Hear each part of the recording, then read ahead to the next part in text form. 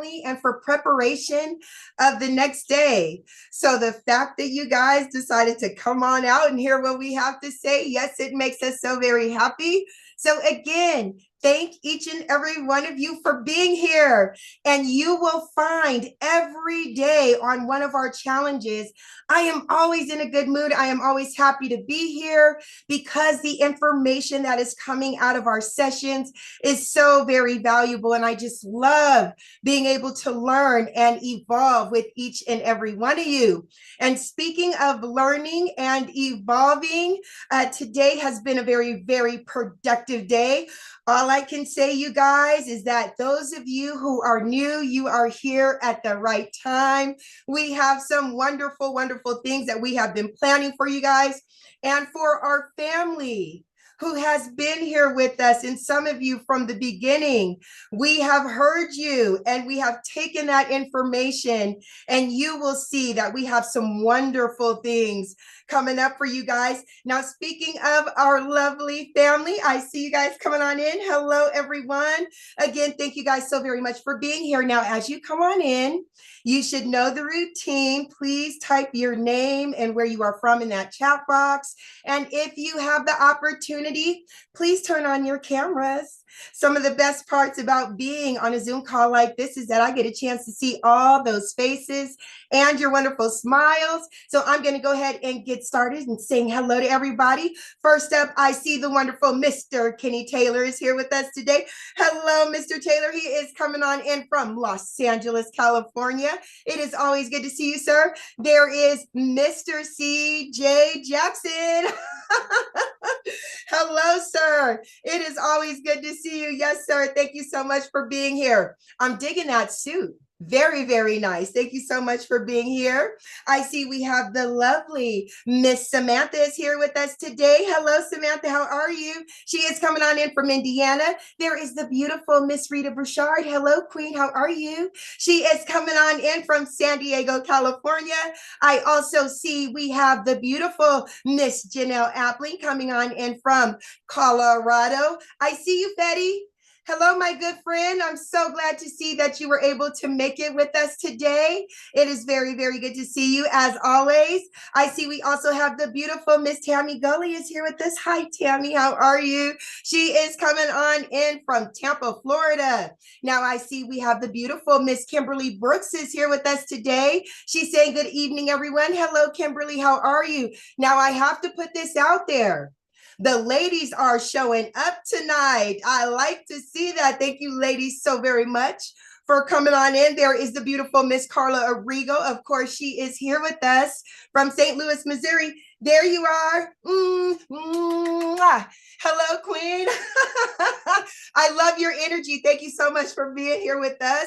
I also see we have the wonderful, wonderful Miss Jacqueline Briggs is here with us tonight. Hello, Queen. How are you? Thank you so very much for being here. And I want to make sure I said hello to Miss Tammy Gully. Now, I was going to tell you guys, be sure to grab yourself a pen and paper. I know you're like, Marnita, you always say that because it's so very important. Now, I have been here since the beginning.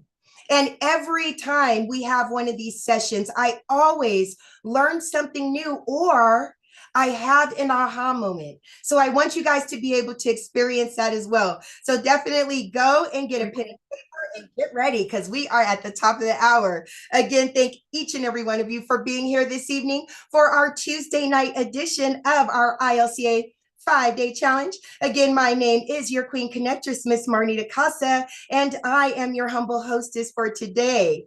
Now it is my honor to introduce you all to a man that for over 25 years dominated the direct sales industry. His cryptocurrency education is being used by companies and universities worldwide. For over 6 years, he dedicated his life to learning about blockchain technology and cryptocurrency, but he didn't just stop there. He decided to go out, share his information with the masses, and this was done by putting on fun and exciting Bitcoin boot camps nationwide at no cost. He has built thriving communities and wonderful platforms like you see before you now. So without further ado, it is my honor to introduce you all to Mr. Brandon Ivey. All right, all right, all right. Thank you, Miss Casa, for that introduction and being our hostess. And welcome everybody to day 2 of the 5-day challenge. Thank you for coming back. You survived. Last night we did day 1 where we covered what is blockchain technology. Everything that happens because of blockchain technology. And I shared yesterday that blockchain technology, once I understood what it was, I realized that it is going to disrupt every single industry on the planet today, whether we like it or not, whether we believe it or not, whether we trust it or not. Our opinion of this is irrelevant. We're either going to learn it voluntarily or it will be forced upon us. One way or another, you will know about blockchain technology, just like one way or another, every man, woman, and child from baby to elder knows about the internet. I couldn't believe how my grandmother, before she passed away in her 90s, knew how to operate the internet. Some of her living siblings, they're in their 90s right now, shot me a message on Facebook. And they're the generation that was born in the 20s and 30s. So this isn't something that is going away. So it's better to learn this information, this technology, and now while it's undergoing the revolution, so that you can stake your claim in this new modern day gold rush. So tonight we're going to be talking about now that you know what blockchain technology is, we're going to talk about what are cryptocurrencies? How do they work? Where do they come to be? What makes them viable? We're going to cover that tonight, and we're going to keep this under an hour. At the top of the hour, we are having a MQT, a Move Quest presentation, and the creator of that project, Lynette Arton, will be on that presentation tonight. So we will stop right at the top of the hour. So because of that, let me jump on in, because when I start getting excited and talking, I really go in. I also want to welcome those of you on YouTube that's watching us right now. And welcome those of you that are VIP members, our inner circle that's on Zoom with us right now. Thank you guys for being here. So let's jump into our lesson. How do cryptocurrencies work? So let me get this over here so I can see you guys. All right. Do you guys remember the first day you ever heard of Bitcoin? Can you recall that exact moment? I can. I remember the first time I ever even heard the term. I remember the year. It was 2010. I was up late one night watching like E3 TV or some video game TV. It was a nerd TV show. And the show I was watching was about new video gaming rigs, some new powerful ASIC rigs or hard drives were coming out of Japan, and there was a shortage of them at the time. And this one big gamer, they were interviewing him at his house, and he was showing off his new rig that he built. And he had made a statement, and I also do about the same thing. I don't throw away any of my laptops or hard drives. I keep all of them. I don't throw none of that stuff away. And the guy asked him, what are those over there? He had about 4 rigs lined up, plugged in. There was the LED blue, red, yellow lights going off on them. And he was like, what is that over there? He's like, oh, that's mining Bitcoin. And the interviewer guy says, Bitcoin. What? He says, yeah, I just converted my old rigs, my old technology into mining, Bitcoin, this new money. And when I first heard that and the way I saw it, I believe Bitcoin was nothing but monopoly money used by nerds who live in their mom's basement playing World of Warcraft all day long. That's all I thought Bitcoin was relegated to at that time. I didn't think it was real. I didn't think it had any value outside of this underground nerd community. And a little later, I started learning about that criminals were using it. So I didn't think it had any major value at all. But every 2 years, it kept popping up on my radar screen until I finally bought it for the first time 6 years later. What if I had got in on it in 2010? But to understand Bitcoin and even crypto, you need to understand the evolution of money. In the very early days, people exchanged value via a barter system of trading goods, followed by the development of commodity money, such as silver and gold coins, as they were easy to carry and divide and had a level of scarcity that provided value. With the rise of banking arose a debt-based system. Did you know that? We currently are living in a debt-based society. How many people do you know that are completely debt-free? How many people did you know that live in their home, but they own the home? I'm not talking about renting the home. I mean, they don't have a mortgage anymore. The only thing they pay is property tax and house upkeep. How many of you know any people like that? Everybody, let me not say everybody, most people are in that situation. We've got what, a $35 trillion debt in the United States. So with the rise of banking arose a debt-based system where we deposited gold with the bank, and they issued us a piece of paper representing how much gold we had with the bank. After all, it's much easier to carry around paper bills than a bag of gold. So the money you have in your pocket right now has only been around since 1971. You say, wait a minute. There was $100 bills and whatnot before 1971. Yeah, but look at what that bill said on it. It was gold backed, gold reserve. It meant that that piece of paper, there was an equal amount of gold in value represented somewhere until 1971. And we're going to get to that in a moment. But in 1971, President Nixon abolished the gold standard, ending the ability for people to redeem US dollars for gold at the Federal Reserve, allowing the government full autonomy to freely print money, thus making the US dollar a fiat currency. For Latin is it shall be. So you hear people say all the time, oh, Bitcoin is fake. It's just made up out of thin air. No. The dollar in your pocket is fake. That is made up out of thin air. The government can just print more at any given time. Let me ask you a question. Every time they print more money, do they find a new gold mine somewhere? No. No, they just write it off as debt. They just print more of it. And every time they print more money, what happens to the value of the money you already have? It goes down. The dollar in your pocket right now is worth 90% less than it was when it first came out. Actually, more than that, or much less than that. I think 1%. We don't even realize it. Something called inflation. Fiat currencies, which are now commonplace around the world, are not backed by tangible assets, only the promise from a government. Now, for a lot of people, all we know is the money of the current system today, but you don't know that money has changed forms over the years, over the decades, over the centuries. Somebody type in the chat box or even on YouTube. One of you people listening on YouTube, what is the oldest form of money? And I'm not talking about precious metals, of money that is still in circulation today. What is that currency called? Type it in the chat box. You guys on YouTube, I know my inner circle is going to get it, but you guys on YouTube, type that in the chat box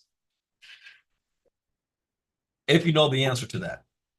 So unfortunately, this led to currency manipulation and devaluation by governments to erode massive federal deficits at the expense of the consumer.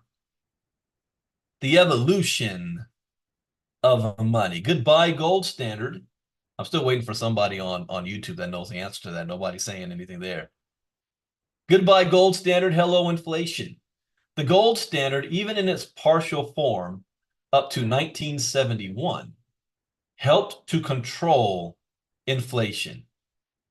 Since the switch to a fully automatic fiat system, inflation has pushed prices about 6 times higher than they were 45 years ago.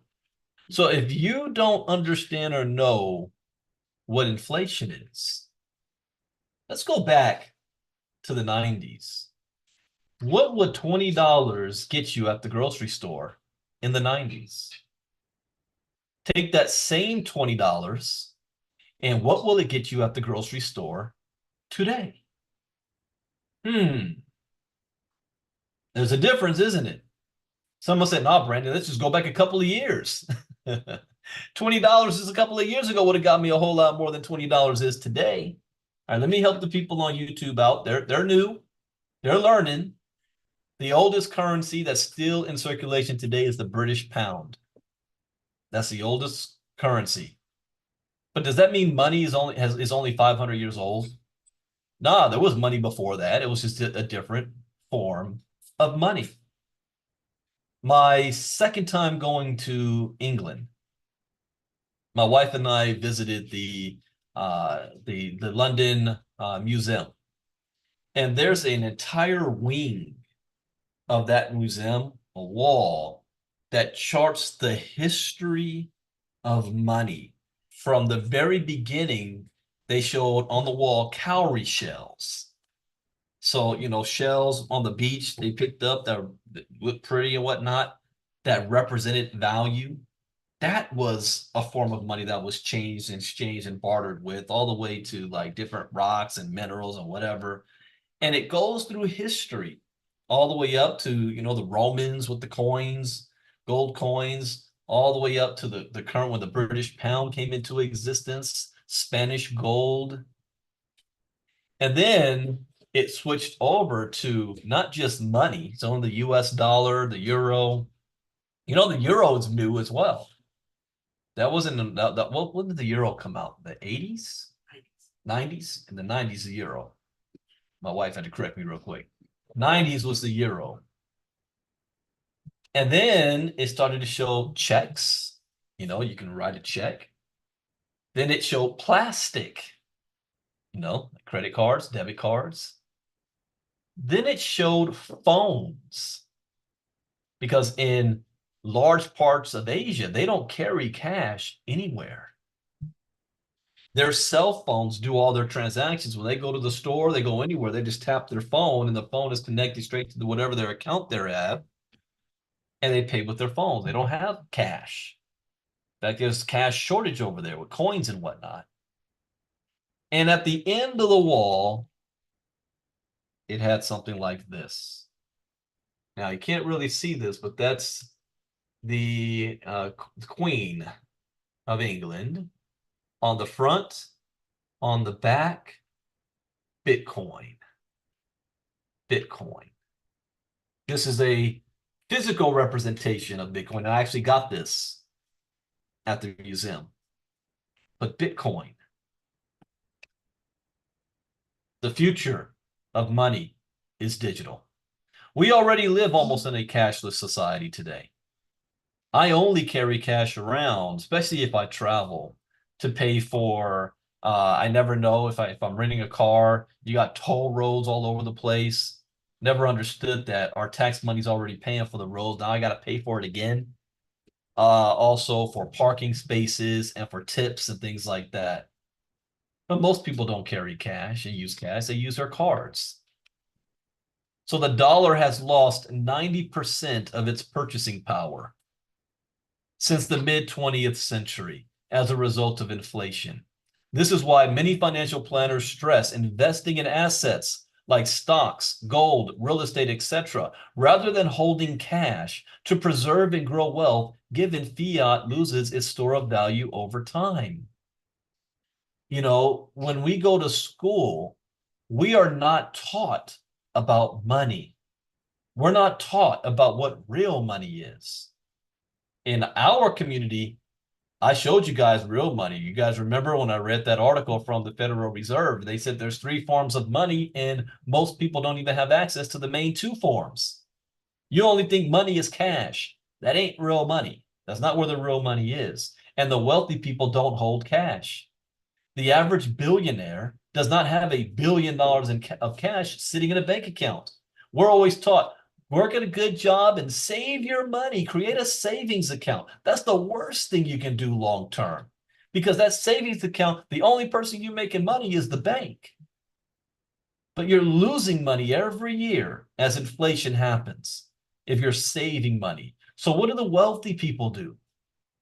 They keep their money and their wealth in assets, property, investments, real estate, precious metals, art, digital. So the average billionaire only needs to have maybe 50 to 75 million cash on hand at any given time, because that's all they need. They can buy whatever the heck they want with that. So they don't have $1 billion laying around. Only we're told save our money. It's important to understand that the US dollar is the best transactional currency in the world. That is true as of now. So if I were stuck in the middle of the rainforest in South America, I would want US dollars, as it is the reserve currency of the world. Now, my inner circle members, those of you on Zoom with me, what did we just cover again this morning in Crypto Talk? What did we hear about what Vladimir Putin and BRICS nations is doing? What did they even claim that the rest of the world is moving away from the US dollar as its reserve currency and wanting to do transactions away from the US dollar? If they succeed at this venture, then who's going to purchase US debt? And the house of cards is going to crash on us in America. Our way of life will be over. We're already in debt, but we're claiming we're the richest nation on the planet. We have the greatest debt. And if the rest of the world no longer is going to use our money, that debt doesn't just disappear. It's going to crash on us hard. For a long time, gold has been considered the ultimate store of value. Now people are turning to cryptocurrencies as they are more secure, easier to store and transport, cheaper to use, and easier to subdivide than any asset known today. It is disrupting the international payments and transfers business by cutting out the exorbitant fees of banks and the middleman. The global remittance market was just people working in one country and sending money back home to their families. That is huge. If you go to London, you'll see a large Filipino community. People from the Philippines, or not just the Philippines. Yeah, the Philippines, the Filipinos, they move to London, they work, and they send money back home. And I'm in California. There's a large migrant community. They come up from the South, they make money, they send money back home.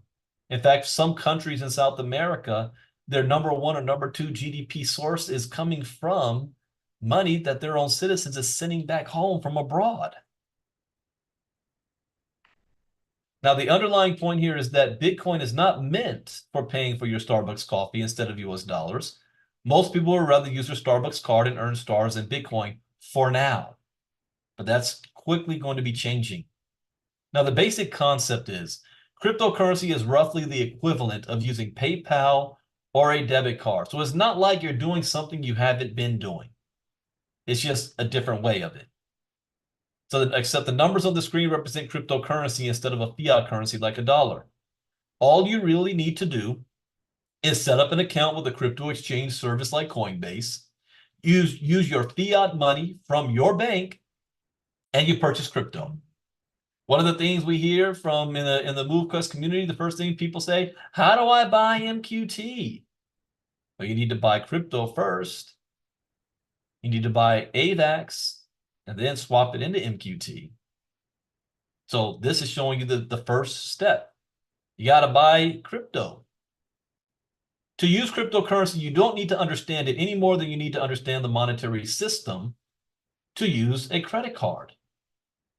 However, if you want to understand cryptocurrency, you need to understand the concept of digital currency, the concept of blockchain, both a ledger of transactions and a technology, and the concept of cryptography. Now, we covered yesterday the concept of blockchain as a ledger of transactions. We covered that. The cryptography part is that it is anonymous, is that there are no names or addresses or email addresses attached to your crypto holdings. Only a wallet address. That's cryptography. After all, cryptocurrency is a digital currency where transactions are recorded on a digital ledger called a blockchain, and every process along the way is secured by cryptography. In simple terms, cryptocurrency works a lot like bank credit on a debit card. In both cases, a complex system that issues currency and records transactions and balances works behind the scenes to allow people to send and receive currency electronically. That happens right now with your US dollar, called the SWIFT system and the international system. It's happening behind the scenes on the SWIFT railing system, how banks can communicate with each other. Countries are communicating with each other financially.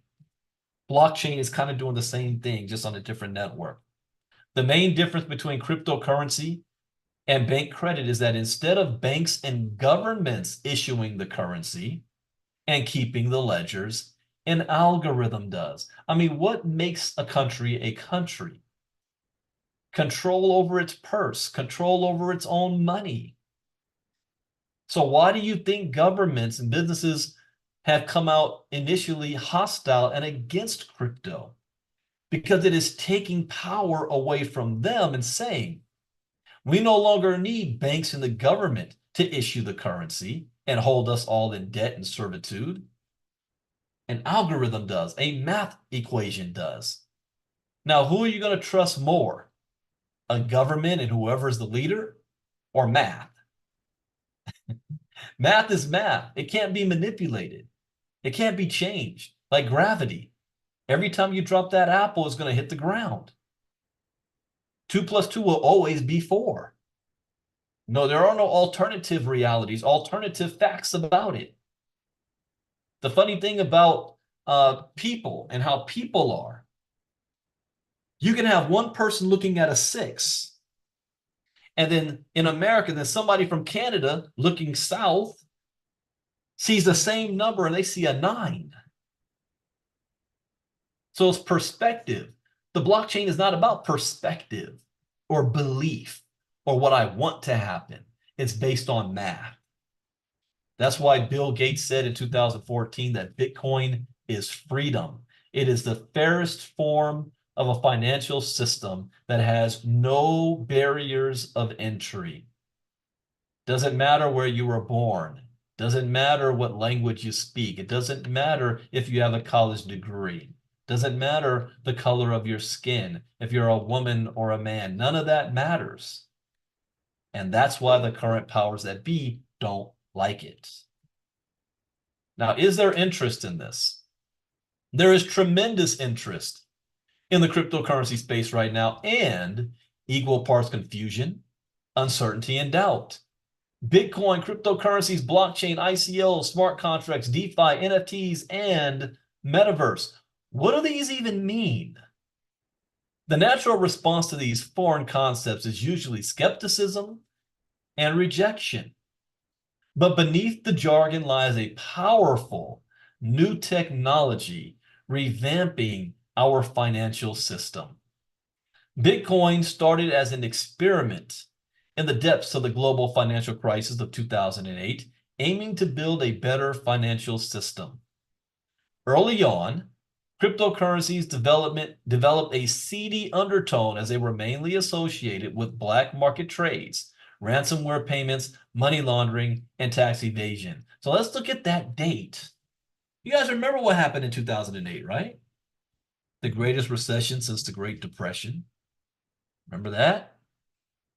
Businesses that were too big to fail, that got bailed out with taxpayer money, while the people didn't get bailed out at all. I was laid off from my job as a direct result of that. And I made a pledge to myself after getting laid off that never again do I want to put my financial future in the hands of an employer that can fire me whenever they feel like it or replace me just because. So that's when I really got back on entrepreneur. I need to have my own. But the same thing with our financial system. American trust in the economic system was shaken. It was an earthquake. And George Bush did a famous speech that actually calmed the markets down. There was a lot of fear, uncertainty, and doubt going on in America at that time. And George Bush said, hey, relax. Trust us. We got this. We're going to get out of this, but it can only happen together. It can only happen together. And he evoked, 9/11. And we came out of that together when everybody was at each other's throats after the Bush-Gore election. 9/11 happened and it brought us together. So together, and we did. We did. Unfortunately, not if, but when it happens again, we don't have the resources to get out of it like last time. There is no soft landing. Your inner circle, you know what I'm talking about. We've been covering this, and we're getting prepared for this. So cryptocurrency has been described as the most disruptive technology since the internet, as well as a fraud or a massive Ponzi scheme. Haven't you heard it all about crypto? Even when Donald Trump was president, he said that Bitcoin is a scam. It should be illegal. It's a Ponzi scheme. It's fake money. The only thing real is the US dollar. That's what he said while he was president. Today, he's singing a different tune. He's saying he wants to be the first Bitcoin president. Him and his sons launched a new crypto token that failed, but it failed because they launched it wrong. Even his son, Eric, we just found out today, is going to be the keynote speaker at the biggest Bitcoin event in Abu Dhabi in December. So we're seeing a shift in the powers that be and how they're starting to view this, that this is more than not just a fraud or a scheme. Let me just tell you this too. When you hear anybody or even politicians say, crypto is only being used by drug dealers and people avoiding sanctions and terrorists and Hamas activities and ISIS and all that, that's BS. Less than 1% of all crypto transactions has anything to do with illegal activity. Less than 1%.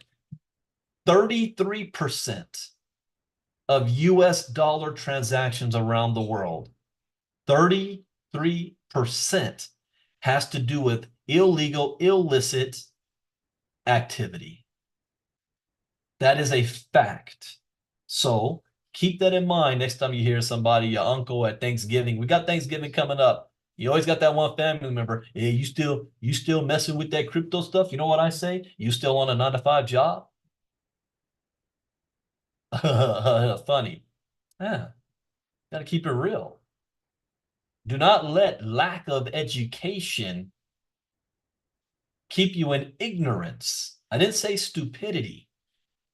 Ignorance is where you just don't know any better. That's why it pays to be educated. So what is cryptocurrency? Well, cryptocurrency is a digital currency that doesn't rely on central banks or trusted third parties to verify transactions and create new currency units. Instead, it uses cryptography to confirm transactions on a publicly distributed ledger called a blockchain.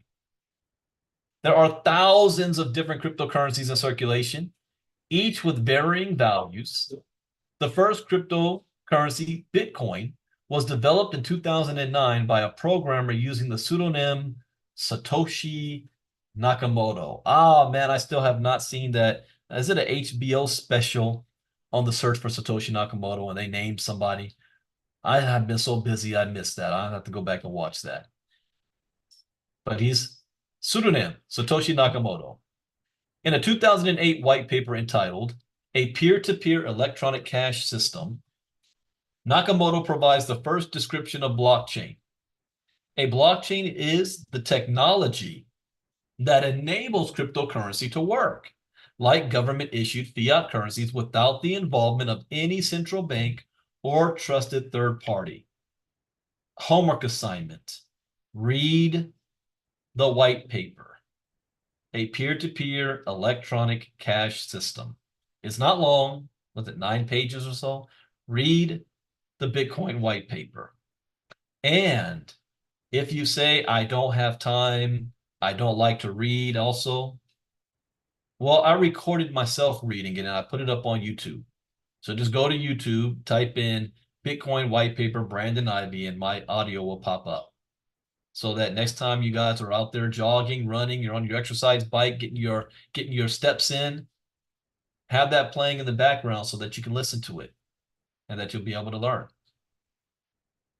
Transactions are sent between peers' cryptocurrency wallets by matching up public codes which relate back to user-held private passwords, aka cryptographic keys. Transactions made between peers are recorded on a public ledger of transactions called a blockchain. All users of a given crypto have access to the ledger if they choose to download a full node wallet, as opposed to holding their coins in a third-party wallet like Coinbase. The transaction amounts are public, but who sent the transaction is encrypted. Each transaction leads back to a digital cryptocurrency wallet. All right, if I read that to my mom's going to be like, I have no idea what you just said. So how can I break this down in a layman's terms? And here's how I told my mom. I said, Mom, think of it like this, okay? To her nieces, nephews. When you send money to them, you use Zelle, right? Yeah, Zelle or Cash App. What do you need from them to send them the money? Sometimes just their telephone number or email address, or they've got a Cash App ID. And you send it to them. I say, so especially with Cash App, you're paying a fee to use that third-party service to get them money. You know, Zelle has transaction fees. Everything has those transaction fees. So what if you want to send an email to your girlfriends or anybody else? What do you need from them? I need their email address. Okay. Same concept here.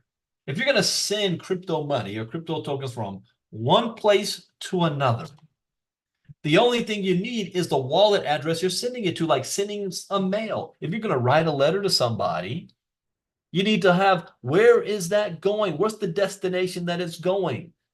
You know, do they even teach kids in school today how to fill out a mailing card? I don't think they do. I'm going to test this with my kid. Even though he's got a 4.0, I think he's going to struggle with that. I'm going to say, you know what?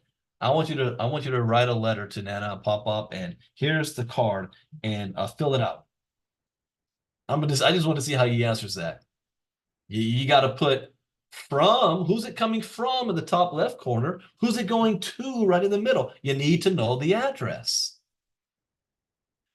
Crypto is the same thing, except you don't need all of that information. You only need one string of code, address. You don't need to know their name, their number, none of that stuff. That's how that works. And my mom said, oh, okay, I understand. Yeah. Whoever owns the password or key to the wallet owns the amount of crypto denoted on the ledger. In other words, whoever owns the key owns the crypto. When someone sends or receives cryptocurrency, when they send from one wallet to another wallet using a set of private and public passwords, that transaction is queued up to be added to the ledger. So in other words, when you're sending the Bitcoin from one wallet to another, that transaction is recorded on the block. This is what we were talking about yesterday, what a block is. And when that block fills up, it's closed like cement. Nothing can be changed in it. And a reward of 3.125 Bitcoin is now given out to the miners who helped to create and close that block. Then another block opens up and it's recording all transactions in that one. That's how this works right now. So that is why the ledger and the technology behind it is called blockchain. It is a chain of blocks of transactions. So what is Bitcoin? Bitcoin is digital money. I call it digital gold that is not issued or controlled by anyone. It is used to securely store and transfer any amount of value anywhere in the world. It has no borders to it. It's not an American Bitcoin or a Russian Bitcoin or a Japanese Bitcoin. No, it's just Bitcoin. It is used to buy goods and services, store wealth, or send value to anyone without the permission of a third party. So if someone from Japan wanted to send Bitcoin to someone in the United States, they don't need to go through Western Union and then get flagged if they're sending too much money. You could send any amount, whether it's $5 or $5 billion. both transactions happen almost instantly with small transaction fee. What does it take for a business in one country that wants to send money to another business in another country in the millions of dollars? Does that transaction happen instantly? No. There's a whole lot you got to go through. You might have to pay 1 to 2% on the transaction costs. Got to fill out paperwork. It might take 5 to 7 business days before they actually receive it. So often regarded as digital gold, Bitcoin that is stored properly cannot be hacked, stolen, or seized. Let me repeat that because this goes for any crypto. Let me even rephrase that with the word MQT. MQT that is stored properly cannot be hacked, stolen, or seized. Yet, we have members of the MQT community that's getting their MQT stolen, seized, or hacked. How?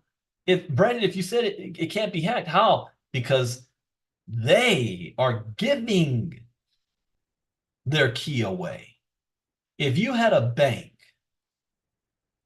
the only way the bank robbers can get into the vault is if they have a key to get into the vault. So they rob the bank and force the teller to hand over the keys. So the only way anybody can get into your vault is if you actually give them permission. You give them the key to your house. You give them the password to your security so that they can just walk on in.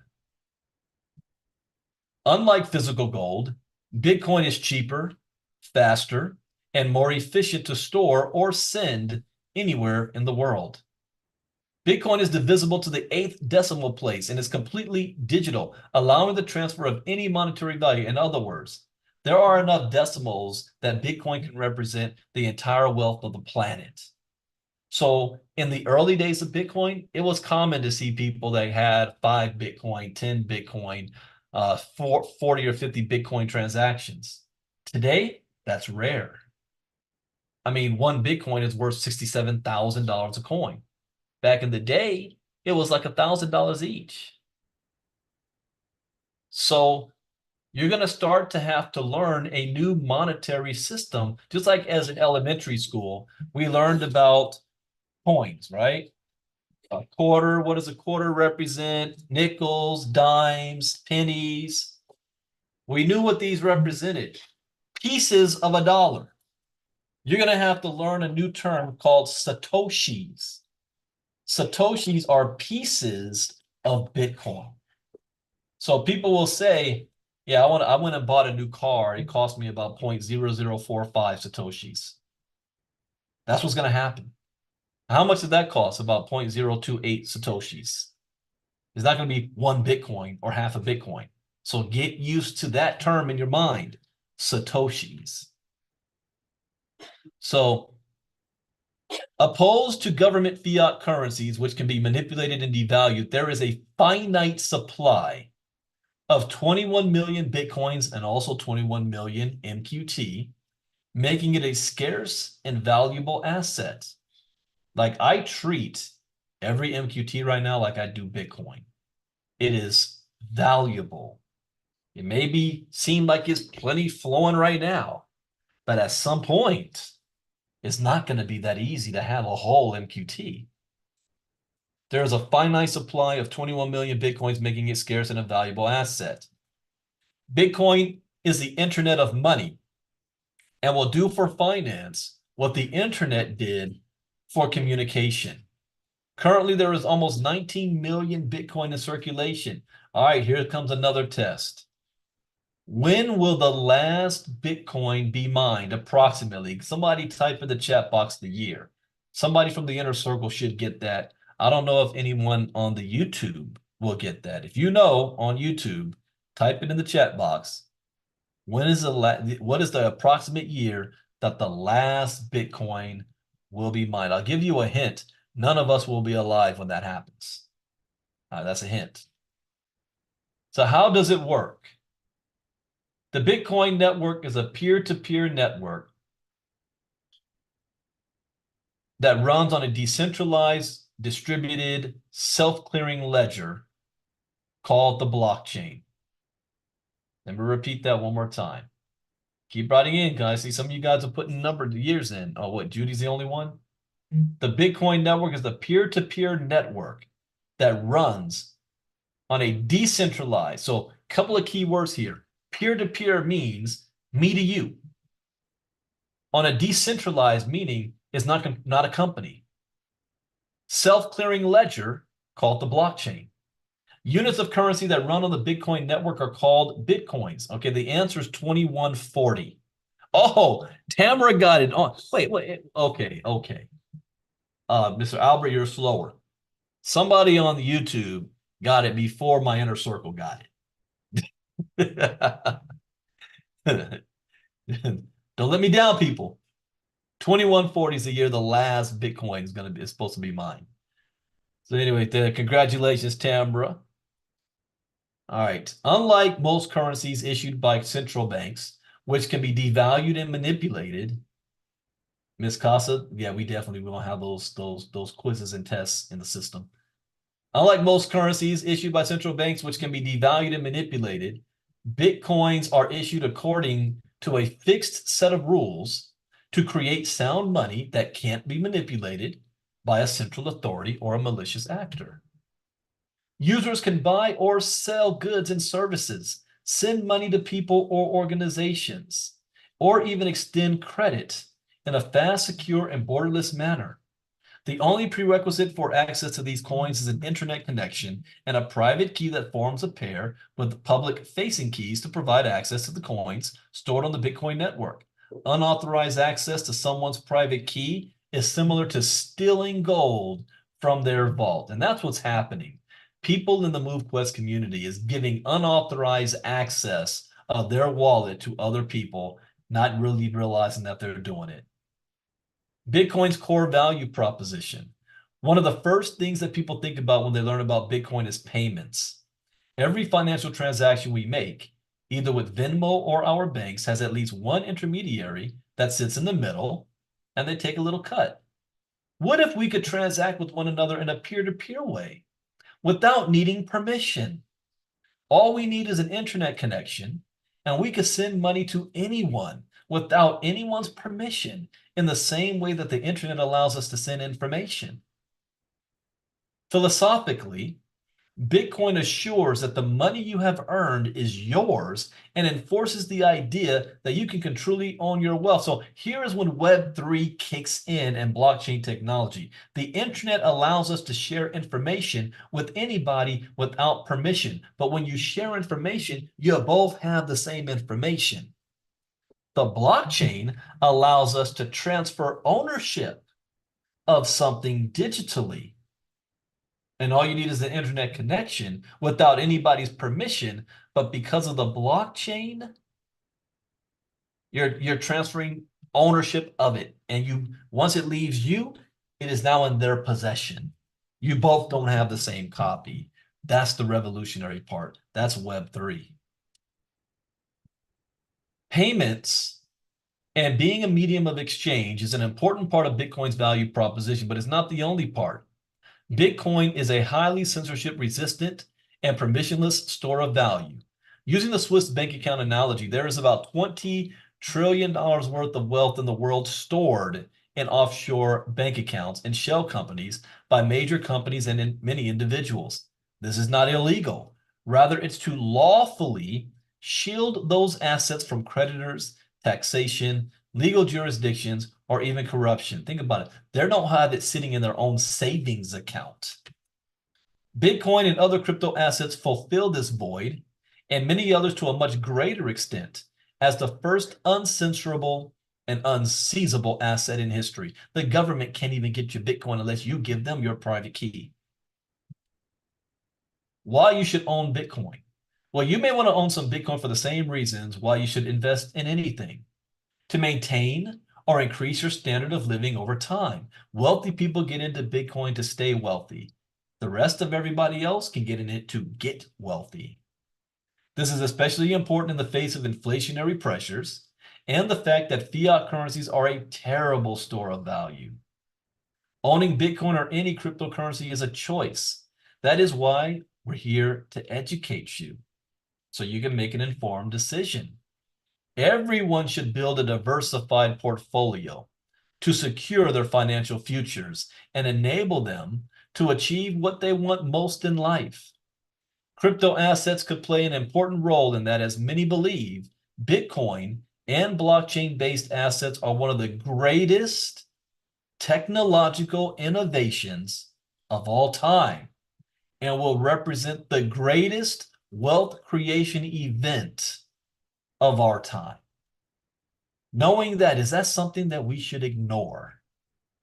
Should we put our head in the sand and say, I don't understand it, therefore I'm just going to say it's illegal, ain't nobody going to use it? See, the problem with having that thinking today is we now live in a society where everything is being recorded. And I'm thinking about legacy. Just like when we were in school and we read about the gold rush and we read about the third industrial revolution, our descendants will be reading about this time in history. And have you ever, I don't know about you, but I did. I always thought, what were my ancestors doing during those times? And how come they didn't take advantage of it? Well, obviously, I have an answer to that.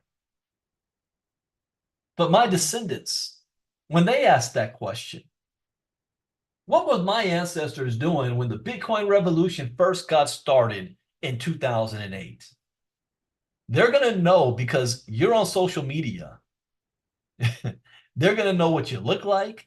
They're going to know what you did. They're going to know what you did every single day because you posted everywhere. They're going to know what you had for dinner, where you went on vacation. They're going to read your posts, and they're going to see that you were about BS when it came to crypto. That could have changed the family tree. My descendants will never be able to say that about me. I've got hours, thousands of hours dedicated that I know my pursuit to trying to have our family have the best quality of life and take advantage of this groundbreaking technological revolution. I am headfirst in it. That if I fail, at least I can say, and they can say, great Pop tried. At least he tried. He wasn't on some bullshit. I'm a Morehouse man. Legacy is very big to us. In 2009, Bitcoin was worth less than 1 penny to the US dollar. 90 days ago, MQT was worth $1. Today, Bitcoin is worth over $65,000. MQT reached 125 in less than 90 days. It may be time that you make the choice. As a disclaimer, this information is intended for educational and training purposes only and should not be construed as investment advice. As with all financial decisions, you should contact your licensed financial advisor before investing in any financial instrument. And that, ladies and gentlemen, brings us to the end of our call tonight. Day 2 of the 5-day challenge. How do cryptocurrencies work now that you know about blockchain technology? We do not have time to do Q&A because this week I wasn't designed for that, because we are moving right on into one of the greatest opportunities that we've come across recently, where 100% of every single person involved is winning. 100% in the crypto space, that allows us in our community to have the moniker earn while you learn. Most people just want to earn. It doesn't, you got to do more than that. You got to learn at the same time. Do you want to know why most people who win the lottery go broke in 7 to 10 years? You know, they never learned the skills necessary to earn that type of money, and they definitely didn't have the skills necessary to keep it. I mean, they have entire shows on people saying, I wish I never won the lottery. And to the average person, they're like, what kind of craziness is that? What do you mean you wish you never won it? The lottery ruined my life. There was one, I actually watched one of them because I was just curious. This one family, and the father says, I wish I never bought that damn lottery ticket. He won $75 million. But you know what it cost him? It cost him his marriage. 2 of his children died. A third ended up in jail. It cost his entire life because they weren't ready or qualified. And I don't mean qualify in the case that they're genetically disposed not to have wealth. They didn't have the knowledge and education to know what to do with it.